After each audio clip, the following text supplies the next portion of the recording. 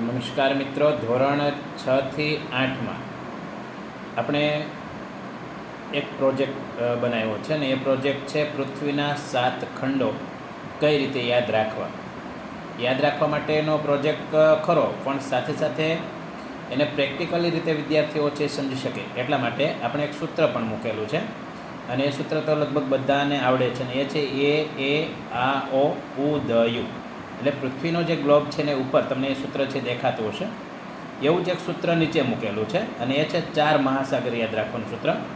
આ એ હી પે.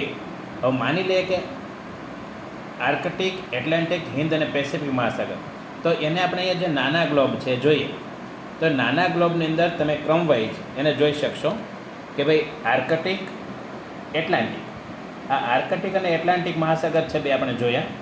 ત્યાર પછી અહીંયા આ જે છે એ હિન્દ મહાસાગર અને પેસિફિક મહાસાગર, આમ 4 મહાસાગરો છે વિશ્વના, એને આપણે આ સૂત્રની મદદથી યાદ છે એ રાખી શકીએ.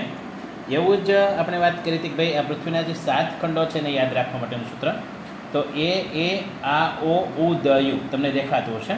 ત્યાર પછી તમે પૃથ્વીના લેયર છે એક પછી એક ઊંચકાવતા જાઓ એટલે તમને ખંડ છે એ નજરે પડતા જશે.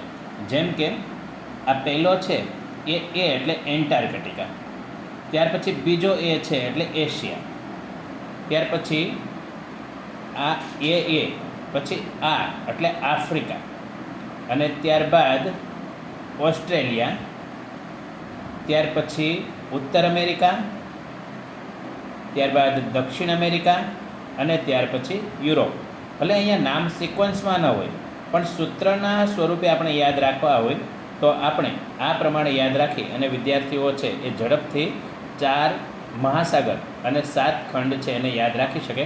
તો હવે એક નાનકડો પ્રોજેક્ટ છે એ વિદ્યાર્થીઓને પોતાના અભ્યાસકાળની અંદર ઉપયોગી થાય તેવી અપેક્ષા સાથે આજનો આ નવો પ્રોજેક્ટ છે એ વિદ્યાર્થીઓને સમર્પિત.